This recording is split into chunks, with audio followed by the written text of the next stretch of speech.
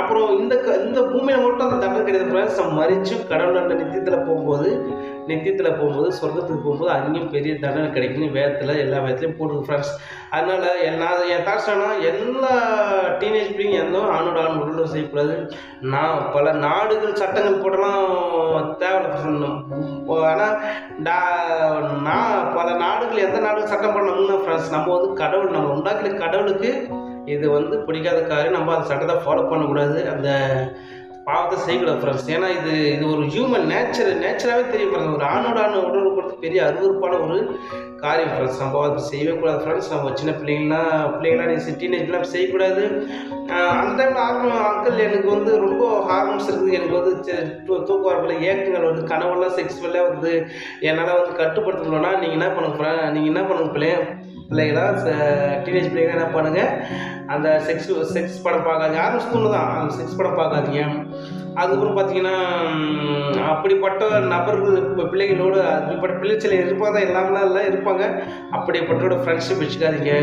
எப்போதும் ஜபத்துலேயும் அப்பமுடைய ஐக்கியத்துலேயும் சர்ச்சில் இருக்க ஐக்கியத்துலேயும் நல்ல ஒரு நீதியோடு உண்மைத்துமாரெலாம் வாயர்களோடு நம்ம அந்த பிள்ளைங்களாம் நீங்கள் ஃப்ரெண்ட்ஷிப் வச்சுக்கணும். நல்ல பிள்ளையோட ஃப்ரெண்ட்ஷிப் வச்சுக்கணும் பிள்ளைங்களா. அதேமாரி 2 தீமோத்தேயு 2வது அதிகாரம் 22வது வசனம் பார்த்தோன்னா, தீமோத்தேயு இளம் ஊழியக்காரனா இளம் பாஷான ஒரு தீமோத்தேயு என்ற ஊழியக்காரருக்கு அப்போஸ்தலன் பவுல் ஒரு வசனம் சொல்கிறார். என்ன வசனம்னா 2 தீமோத்தேயு 2வது அதிகாரம் 22வது வசனம், அன்றியும் பாலியத்துக்குரிய இச்சைகளுக்கு நீ விலகி ஓடி சுத்த இதயத்தோடு தேவனை தொய்து கொள்ளுடனே அன்பு, விசுவாசம், சாந்தம், சமாதானம் அடைபடி நாடு அப்படின்னு சொல்கிறார். அது என்னென்னா அர்த்தம், அந்த வாலிப ஆசைகளை விட்டுட்டு நம்மளாம் யாரெல்லாம் உத்தமரெலாம் ஒரு நீதியாக வரலாம் அவ்வளோ கூட என்ன பண்ணுங்க, போயிட்டு சமாந்த ஆண்டோட வசனம் தியானிங்க, சமாதான நாடுங்க, அன்பு நாடுங்க.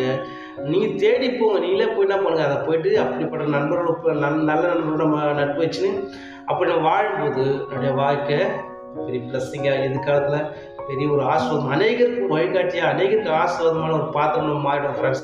ஏன்னா இந்த உலகத்தில் மனிதர்கள் 1008 கட்டளைகள் போட்டாலும் அது பூமியோட அழிஞ்சு போய்டும் ஃப்ரெண்ட்ஸ். ஆனால் நம்ம கடவுள் கட்டளைகள் படி வாழும்போது இன்றைக்கு மாத்திரமல்ல மறுமையில் நம்ம எப்பயும் நம்ம சந்தோஷமாக சமாதானமாக கடவுளுடைய பிளஸ்ஸிங்கோட கடவுளுடைய ஆசீர்வாதத்தோடு நம்ம இருப்போம் ஃப்ரெண்ட்ஸ். ஓகே ஃப்ரெண்ட்ஸ், திருப்பி என்ன சொல்கிறேன், லாஸ்ட் ஒரு டைம் சொல்கிறேன் ஃப்ரெண்ட்ஸ், டீனேஜ் பிள்ளைங்களாம் இது செய்யாதீங்க. ஆணோட உடல் செய்யக்கூடாது. பேரண்ட்ஸ் கண்காணிங்க, கவனிச்சிங்க. ஓகே ஃப்ரெண்ட்ஸ், இந்த தாட்ஸ் நம்ம புரோஜனமாக நம்புகிறேன். Okay friends, bye friends, make a nice day. God bless you. Bye friends.